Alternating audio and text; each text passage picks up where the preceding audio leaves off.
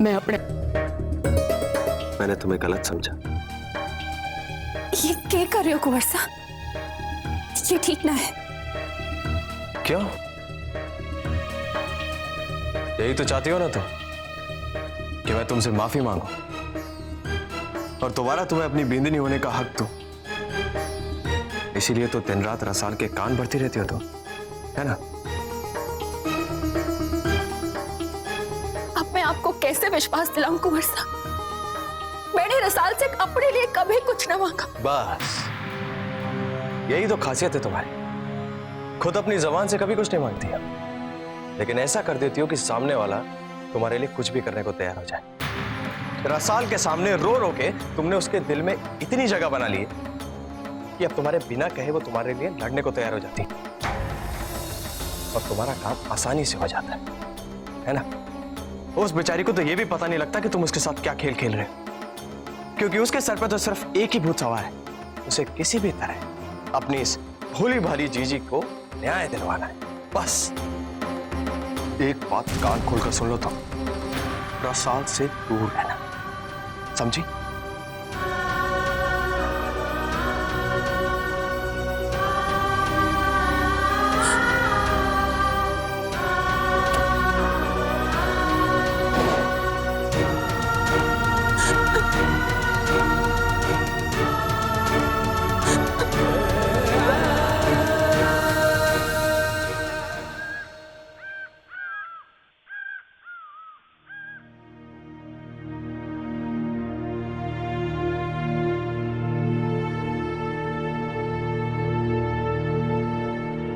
मासा ने नाश्ता किया? मैंने भिजवाया था पर उन्होंने लौटा दिया। रहने दो, मन ने भूख ना है। पापा साहब, जे आप ना खाएंगे तो घर के दूसरे भी शांति से ना खाएंगे। थोड़ा सा खा लीजिए।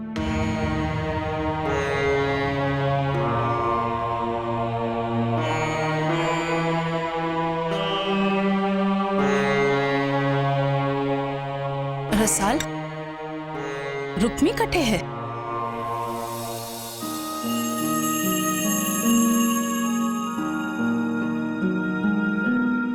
बड़े ठाकुर साहब,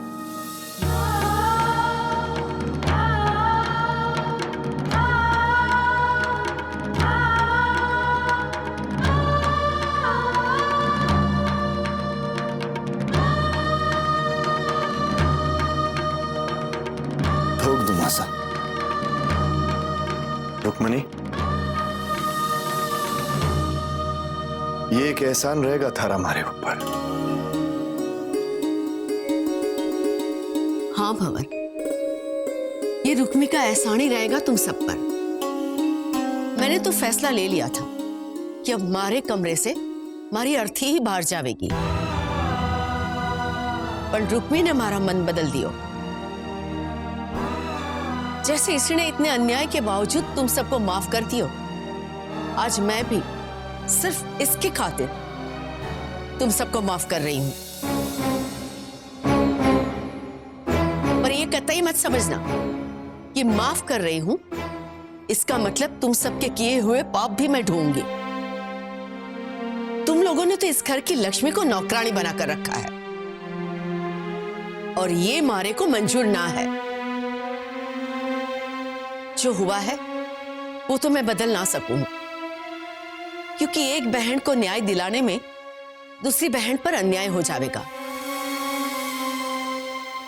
पर भंवर जी मासा, ये मैं जरूर चाहूंगी कि आज के बाद रुक्मी को इस हेली में एक नौकरानी का नहीं बल्कि एक बिंदनी का दर्जा दिया जाए।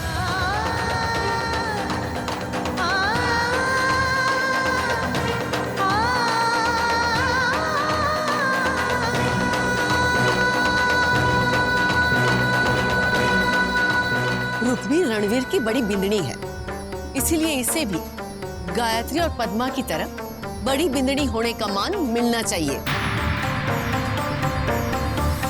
मान सिर्फ बड़ा होने से ही ना मिले है मासा, कर्म भी बड़ा होना जरूरी है। रुक्मणी ने जो इस घर के साथ धोखा किया है वो तो हम सब जानते हैं, लेकिन कल जो गायत्री ने किया उसके बाद तुम्हारी समझ में नहीं आ रहा कि किस पर विश्वास करूं और किस पर ना करूं। धोखा तो गायत्री ने नहीं, चंचल ने दिया था।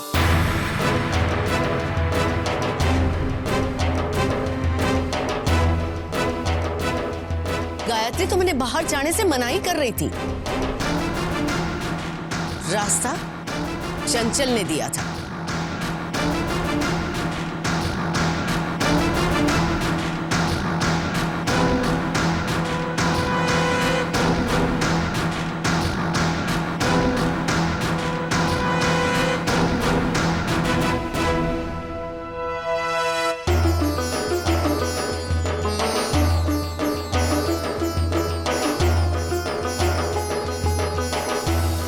गायत्री को नीचा दिखाने का आज तक तन्ने एक मौका भी ना छोड़ा।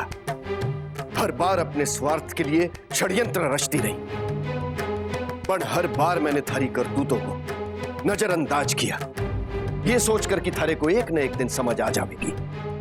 पर घृणा और स्वार्थ ने थारे को इतना गिरा दिया कि तन्ने मासा को जानबूझकर इस दलदल में धकेला। तन्ने इतना भी ना सोचा कि सच सुनकर अगर मासा को कुछ हो जाता तो क्या होता। तूने आज इस हवेली की मर्यादा को लांघकर धोखा दिया है चंचल, और अब ठाकुर भंवर सिंह थारा भी न्याय करेगा। इस हवेली और हम सबको धोखा देने के जुर्म में जो सजा मदन सिंह की बेटी रुक्मणी को मिली है, वही सजा थारे को भी भुगतनी होगी। थारे को ये हवेली छोड़कर मैंने मासा को जानबूझकर छांट दिया। हमारे को मालूम आप हमेशा हमारे कोई दोस्त थे, पर वैसा नहीं है जैसा इल्जाम आप हमारे ऊपर लगा रहे हैं। सब कुछ तो है हमारे पास, एक प्यार करने वाला भी, एक जिम्मेदार बेटा।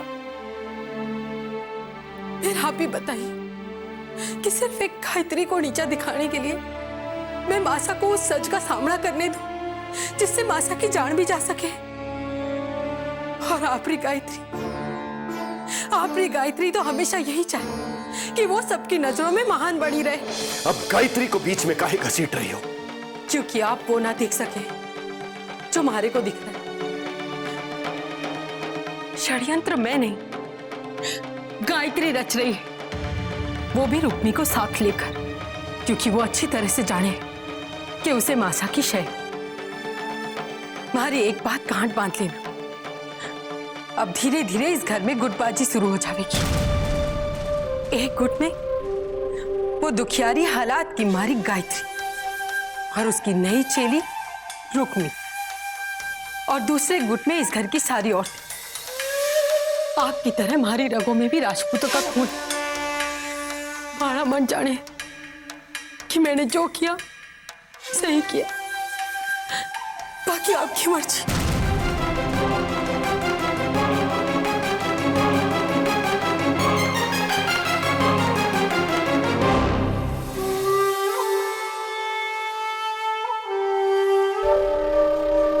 तुम्हारे को दो राह से सही रास्ते पर जाने की सलाह देवे हो, तो फिर जब थारे पे इल्जाम लगा तो तूने मारे को क्यों नहीं कहा कि मैं गलत हूं? बोलो गायत्री।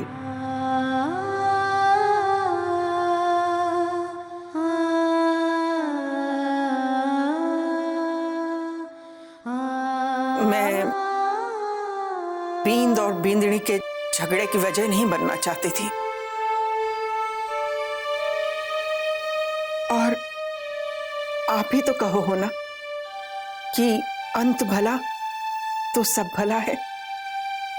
हाँ, शायद थारी बात ठीक है गायत्री। मासा ने रुक्मणी के बारे में जो कहा है उसके बारे में आपने क्या सोचा? सोचना क्या है, मासा की खातिर रुक्मणी को हवेली में वापस ले आए। अभी उसे बींदनी बनाकर उसे अधिकार नहीं दे सकते। और अधिकारों की जिसकी वो हकदार हो तब भी नहीं।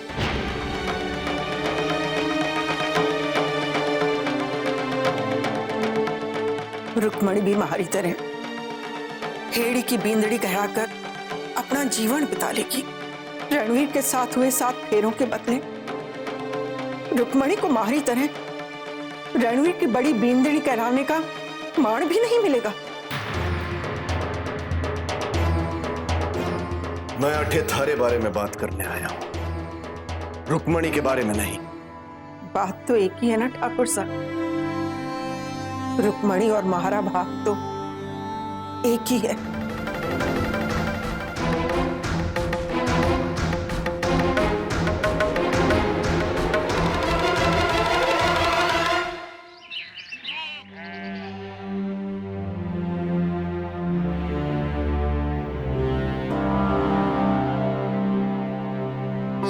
की कर रही है? काई काट रही है तस्वीरें? मैंने रुक्मी जीजी की तस्वीर से कोरसा को काट दिया है और अब वो हमारे दोस्त भी ना है। अरे की तस्वीर काई फेंक रहा है? आहा, तो कुंवर सा आटे बैठा है और मैं थारी खेत में बाढ़ देख रहा था। तूने कहा था ना हल जोतने में तुम्हारी मदद करेगा। मैंने रुक्मी जीजी और रसाल जीजी की बहुत याद आवे।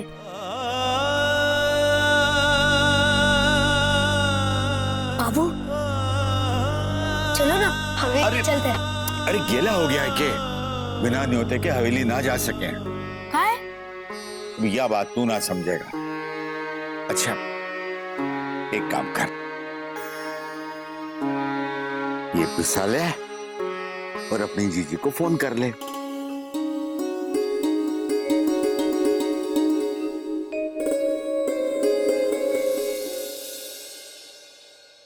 हुकुम छास। अरे जीजी आओ ना।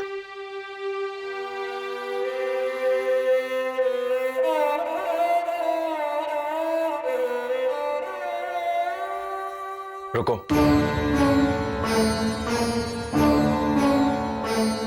मेरे जूते साफ कर दो।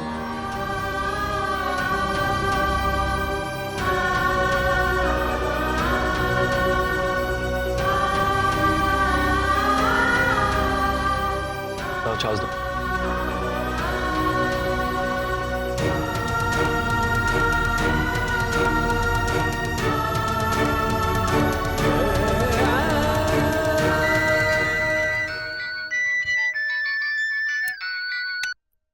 हेलो, मैंने रुक्मी जीजी से बात करनी है। हाँ एक मिनट,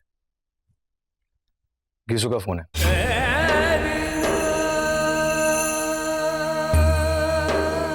गीसू कैसा है तू? आज थारे को जीजी की याद आई? याद तो रोज आवे जीजी, पर बापू ने आज पैसा दियो इसलिए मैंने फोन कियो।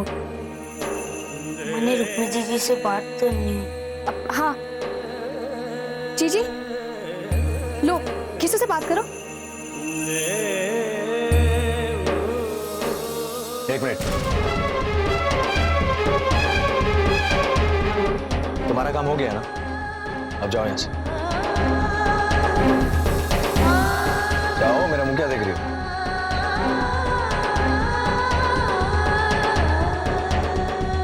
रुको जीजी, ये मारा भी कमरा।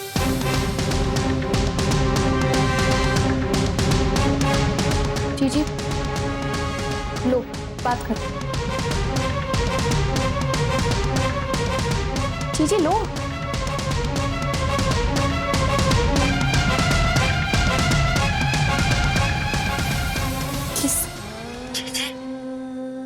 कैसा है? अब आप चिंता ना करो, मैं बड़ा हो गया हूँ। बाबू के साथ खेतों में काम करने लगा हूँ। अब देखना, मैं हर साल फसल उगाकर आपको पैसा भेजूंगा। फिर आपको हवेली में काम करने की जरूरत ना पड़ेगी।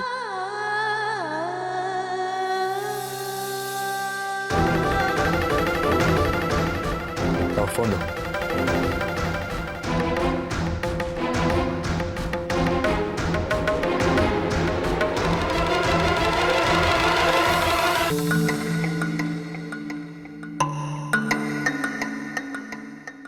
अंग्रेजी पीने का मजा ही अलग है। पण किस खुशी में? मैंने दिवाकर की जमीन बेच दी पूरे 40 लाख में। क्या हुआ मामू साहब? भांजे, थारे को कितनी बार समझाया है कि दीवारों की भी कान होते हैं, और इस हवेली की दीवारें तो देखती भी है भांजे, देखती भी है। किसी को पता चल गया कि मैं चुपके तेरे साथ जश्न मना रहा हूं, तो थारे साथ मारा भी लेट्स गो हो जाएगा। जीजोसा ने बिलासपुर की फैक्ट्री चलाने का काम तेरे को बड़े भरोसे के साथ सौंपा है।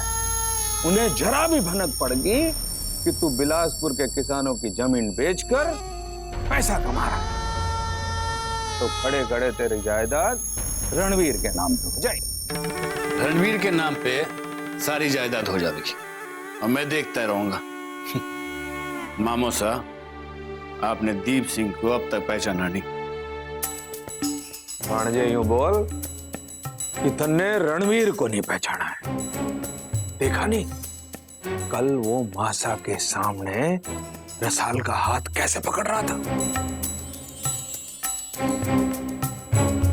भाणजे, प्लान तो ये था कि रणवीर ठुमरी की संगत में शराब में डूब हो जावे, और इसका उल्टा ही हो रहा है। वो एक ब्याहता की जिंदगी जीने का प्रोग्राम बना रहा है, और वो भी खुद की मर्जी से। ब्याहता का जीवन तो आजकल मैं भी बिताने लगा हूं मामा से, और जब तक ये भ्रम बना रहेगा तब तक पापा हमारे से बिलासपुर फैक्ट्री के बारे में पूछने वाले तक नहीं। समझियो? समझियो। लेट्स गो।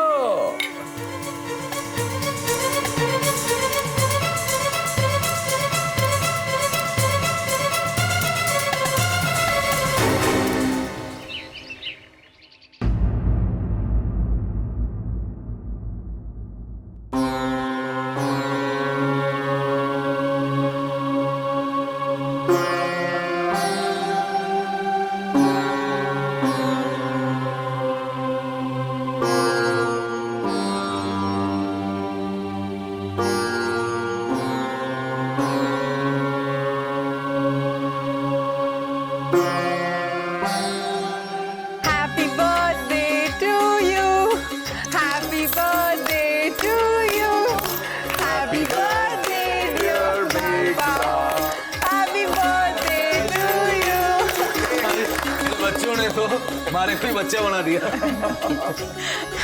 थारे को मारे से भी लंबी उम्र मिले। अरे मासा, भाई साहब,